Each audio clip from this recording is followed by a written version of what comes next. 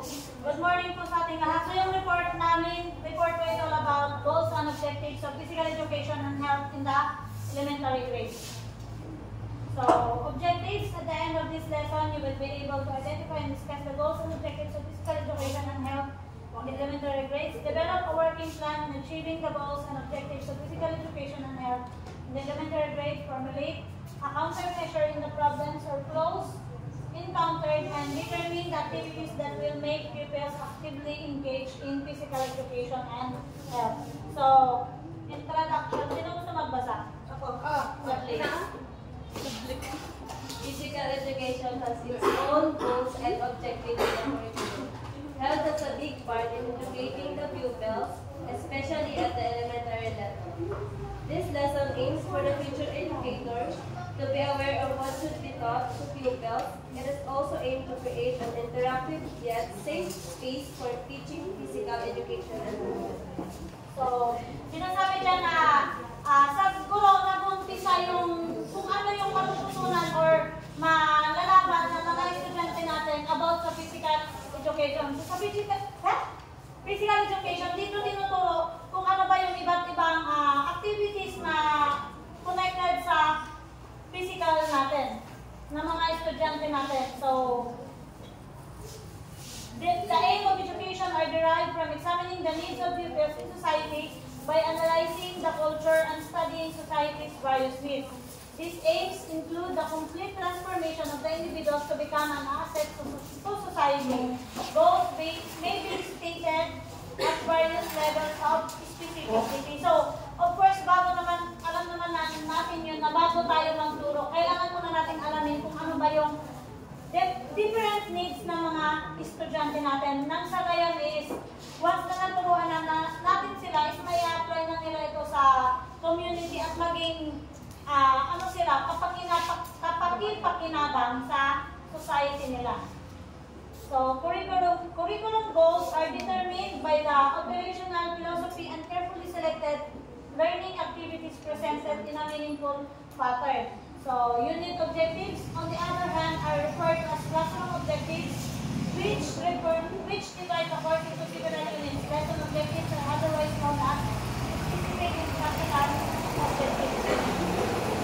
So, alam naman na natin yung pagkakaiba-iba na curriculum goals, unit objectives, at lesson objectives. So, parang ano na rin ito. Curriculum is for the whole, general, and then unit objectives, ito lang yung per unit, and then lesson is per lesson. So, goals of physical education. Physical education has fallen out of favor as a cornerstone of the traditional school day in recent years. Regular PE is not the only thing that has been related to science. While it has been linked to better academic results, it also means that a lack of physical activity could be harming children's cardiovascular health. Despite the empirical evidence, the new curriculum tends to obstruct physical education in favor of more time spent in the classroom, putting yet more pressure to physical educators and school districts to maximize the time devoted to achieving important exercise goals. So, sinasabi dyan na ang pagtuturo ng physical education, hindi na siya bago sa atin. So, elementary pa lang na nakukuha na natin, naituturo na sa atin yung physical education, which is, once na pag-aralan kasi natin yung PE is, kumbaga, yung mga estudyante natin parang nagiging physically fit na sila kasi nga diba sa physical education tinuturo kung paano tinuturo yung iba't ibang mga physical activities in connection with sa pagpapalakas ng ating mga pangangatawan. 3 goals of teaching physical education. First is teaching essential body management skills. So ito, the most well-known goal of any physical education class is to encourage activity. So yun na, sa physical education, nagtuturo yung mga teachers ng iba't ibang activities na kung saan, yun, sabi niya dyan, breaking pupils out of their sedentary habits. So kumbaga, kailangan natin i-encourage yung mga estudyante natin na magustuhan yung physical education. Kasi dito na ilalabas din nila yung iba't ibang skills nila na pwede nilang magamit sa panghabang buhay nila. Halimbawa, for example, yung ano bang ano halimbawa ng physical activity. Di ba, simple is running, di ba, ganun na ituturo na siya. So, running is, apply sa pang-araw-araw. So, as a teacher kasi kailangan tayo mismo ipakita natin sa kanila na gusto natin yung physical education. So, ito yung iba't ibang skills na pwede nating mapalabas sa mga estudyante natin. So, first is the ability to stand and start yung signal, facial awareness, body part identification, and balance and control. So, number 2 na goals ng physical education is promoting physical fitness sa fun activity. So, kailangan ipaliwanag natin sa mga estudyante natin na ang physical education is, lang siya, yung, kumbaga, pagtanggal ng pagtanggal ng stress, gano'n. So, i-promote natin siya na fun activity siya. So, dapat gawin lang natin enjoyable yung pagtuturo natin ng PE. So, hindi natin sila kailangan i-pressure na kailangan ganito, kailangan gano'n. Para hindi nila maging hit yung physical education. Number 3, developing teamwork, sportsmanship, and cooperation. So, sa PE din, dito itinuturo kung paano magkaroon ng teamwork, kung paano ka makisalamuha sa mga kagrupo mo, kung paano magkaroon ng sportsmanship and cooperation within the team. So, syempre, pag walang teamwork, of course, hindi magiging successful yung isang activity or isang laro. And then, sportsmanship, dito na pumapasok yung matalo ka man, game lang, tuloy lang kasi sa laro, laging ganun, may manalo, may mananalo, may matatalo. So, the show must go on, parang ganon. And then, cooperation, of course, pakiki-cooperate sa teamwork, sa team.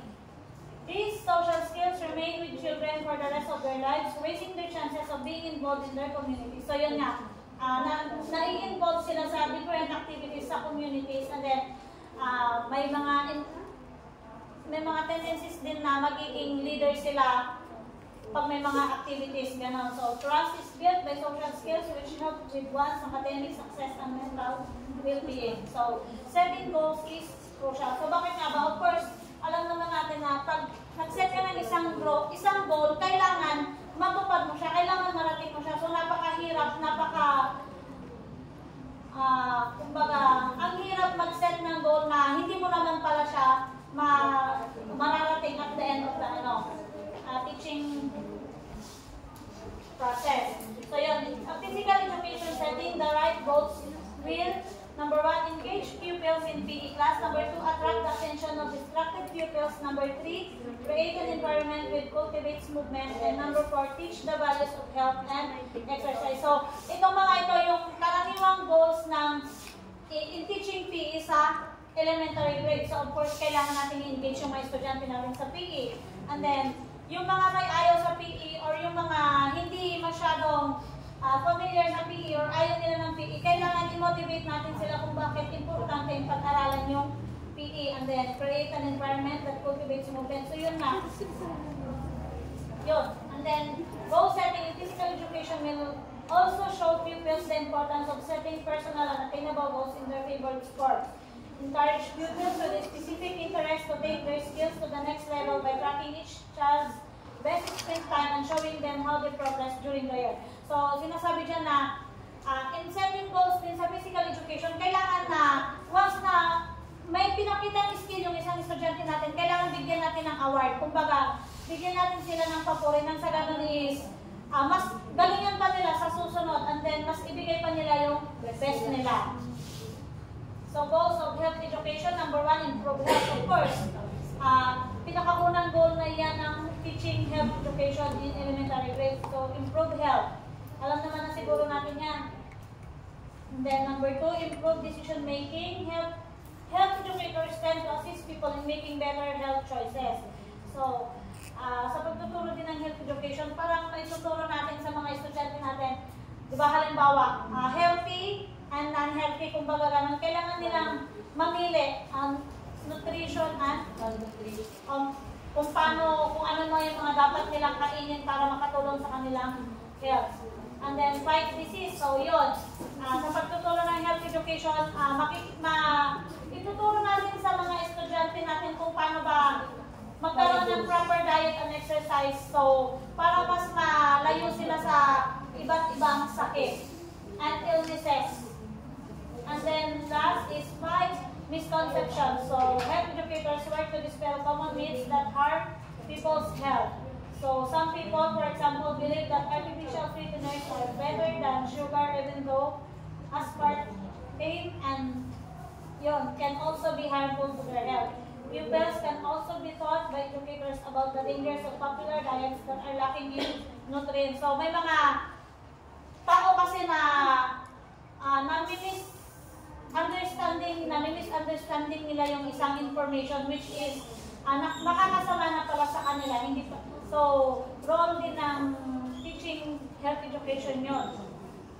And then provide resources, flyers, and pamphlets are popular educational tools distributed by health educators. So, provide resources, which is yung mga resources na yun is nag-promote siya ng, ayun nga, yung mga dapat at hindi dapat nating gawin para maprotektahan yung kalusugan natin. So, yun lang.